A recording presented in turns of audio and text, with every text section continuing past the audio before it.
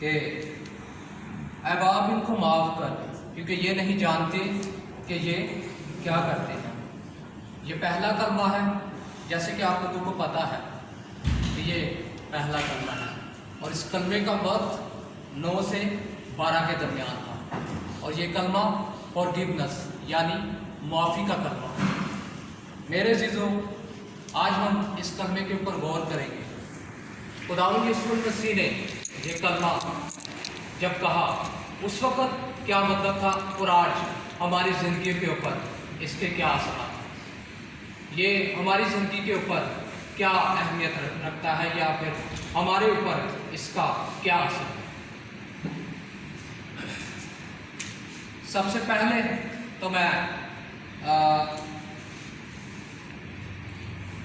پہلے تو ہم لوگ دیکھتے ہیں کہ بائبل مقدس میں یسوع مسیح نے اپنے اس کلمے کا آغاز باپ کہہ کر کیا، یعنی یسوع مسیح آسمان کی طرف دیکھ کر باپ سے کہہ رہے تھے کہ اے باپ انہیں معاف کر، کیونکہ یہ نہیں جانتے کہ یہ کیا کرتے ہیں۔ اور سچ میں جو یہودی لوگ تھے جنہوں نے یسوع مسیح کو صلیب پر دیا تھا، وہ یسوع مسیح کے بارے میں اور یسوع مسیح کو نہیں جانتے تھے۔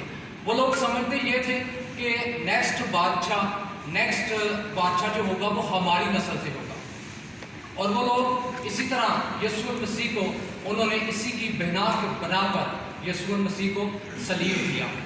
آئے میرے ساتھ یسایہ نبی کی کتاب اس کا 53 باب اور اس کی 12 آیت کو دیکھتے ہیں۔ 12 آیت کی اس کا دوسرا حصہ، آپ اس پہ میری رہنمائی کریں۔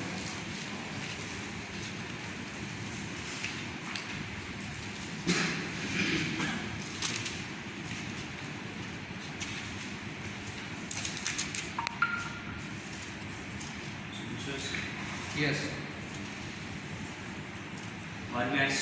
اس لیے میں اسے بزرگوں کے ساتھ حصہ دوں گا، اور وہ لوٹ کا مال زورآوروں کے ساتھ بانٹ لے گا، کیونکہ اس نے اپنی جان موت کے لیے انڈیل دی، اور وہ خطا کاروں کے ساتھ شمار کیا گیا، تو بھی اس نے بہتوں کے گناہ اٹھا لیے اور خطا کاروں کی شفایت کی۔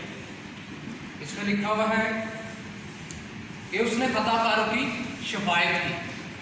یسوع مسیح باپ کے آگے ان کی شفایت کر رہے تھے۔ یسوع مسیح سب جانتے تھے کہ جو کچھ میرے ساتھ ہو رہا ہے، اور اس کی بنا کے اوپر یسوع مسیح تب بھی اپنے دشمنوں کے لیے شفایت کر رہے تھے کہ اے باپ ان کو معاف کر۔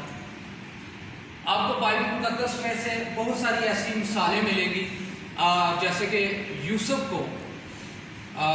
کے بھائیوں نے جب اس کو قید خانہ میں ڈال دیا، اس کو بہت ساری اذیتیں سہنی پڑی، لیکن اس نے پھر بھی اپنے بھائیوں کو معاف کیا۔ آج یسوع مسیح ہمیں بھی یہ سکھاتے ہیں کہ ہم نے بھی اپنے دشمنوں کو معاف کرنا ہے، نہ صرف معاف کرنا ہے بلکہ ان کے ساتھ جیسے ہم اپنے عزیزوں کے ساتھ رشتہ یا جس طرح ہم دوسروں کے ساتھ پیار کرتے ہیں ان کے ساتھ بھی پیار کرنا ہے۔ میرے عزیزوں، فریسی اور فقی فریسی لوگ یسوع مسیح کو سب سے پہلے تو میں آپ کو بتاتا چلا جاؤں کہ یسوع مسیح کے اوپر یہ الزام بھی تھا کہ یہ خدا کو اپنا باپ کہہ کر کیوں پکارتا ہے، یہ اپنے آپ کو خدا کا بیٹا اور خدا کو باپ کیوں کہتا ہے، حالانکہ وہ تو صرف یہ کہتے تھے کہ خدا جو ہے صرف خدا ہے، وہ کسی کا باپ نہیں، وہ کسی کا بیٹا نہیں، صرف وہ خدا ہے۔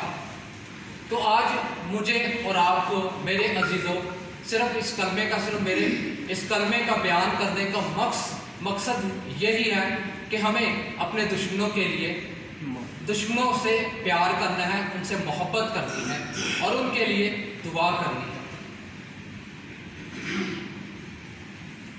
میرے عزیزوں، صلیب پر اس طرح جان دینا اور اس طرح شفایت کرنا یسوع المسیح کی دائمی اور غیر مشروط محبت کا ایک ثبوت ہے، کیونکہ میں یہ سمجھتا ہوں کہ یسوع المسیح کا یہ بہت بڑا ہم پر فضل ہے کہ اس نے ہمارے لیے اپنی جان دی اور ہمیں اپنے لہو سے خرید کر فرشتوں سے بھی افضل کر دیا۔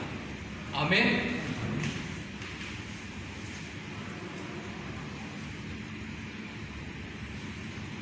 यीशु मसीह के ऊपर बहुत सारे ऐसे इल्ज़ामात थे जिस की बिना पर यीशु मसीह को सलीब पर दिया गया। अब हासिल कलाम इसका ये है कि बहुत सारे लोग हैं जो अपनी खताओं का, अपने गुनाहों का इकरार करते रहते हैं कि ए बाप हमें माफ़ कर, हमारी खताओं को माफ़ कर। तो मेरे कहने का मकसद ये है कि क्या यीशु मसीह को नहीं पता कि आप कितने गुनाहगार हैं? याद रखिए, जब हम यीशु मसीह को कबूल करने के बाद फिर हम गुनाहगार नहीं रहते। हाँ, गलती, खताएं, गुनाह हम करते रहते हैं, लेकिन इसका मतलब ये नहीं कि हम तब भी गुनाहगार कहलाते हैं। हम गलती खता करने के बाद तब भी हम यीशु मसीह से माफ़ी मांगते हैं और वो हमें माफ़ करने की कुदरत रखता है। अगर हम लोग यीशु मसीह को कबूल करने के बाद भी ये कहते रहते हैं मैं गुनाहगार हूँ, मैं गुनाहगार हूँ, तो मैं ये समझता हूँ कि यीशु मसीह का सलीब के ऊपर अपने आप को कुर्बान करना बेफायदा है। या फिर इसका मतलब ये है कि यीशु मसीह का उसके ऊपर भेद अभी तक खुला ही नहीं। मैं जब भी दुआ करता हूँ तो मैं ये नहीं कहता हूँ कि आए खुदा मुझ गुनाहगार के ऊपर रहम कर। मैं जब भी दुआ करता हूँ तो मैं ये दुआ करता हूँ कि खुदा मैं तेरा शुक्र करता हूँ कि मैं गुनाहगार था, कि तूने मेरे गुनाहों को ले लिया, अब मैं गुनाहगार नहीं हूँ। और आज हमें भी ये सीखने की ज़रूरत है कि बहुत सारे लोग हैं जो यीशु मसीह को कबूल करने के बाद फिर वही लाइफ, फिर वही चीज़ें दोबारा से कहना शुरू कर देते हैं कि मैं गुनाहगार हूँ, अभी तक मैं गुनाहगार हूँ। मेरे अज़ीज़ों, यीशु मसीह को कबूल करने के बाद हम गुनाह की ज़िंदगी नहीं गुजारते। हाँ, मैं ये समझता हूँ कि मसीह में आने के बाद भी हम लोग गलती, खता, गुनाह करते हैं, लेकिन उसके बाद भी हमें यीशु मसीह माफ़ करने की कुदरत रखता है। आमीन। अजीज़ों, अब हम इसकी जैसा कि लिखा हुआ है कि अब आप इनको माफ़ कर, क्योंकि ये नहीं जानते कि ये क्या करते हैं। ये जुमला हमारी गुनाह की गहराइयों को जाहिर करता है।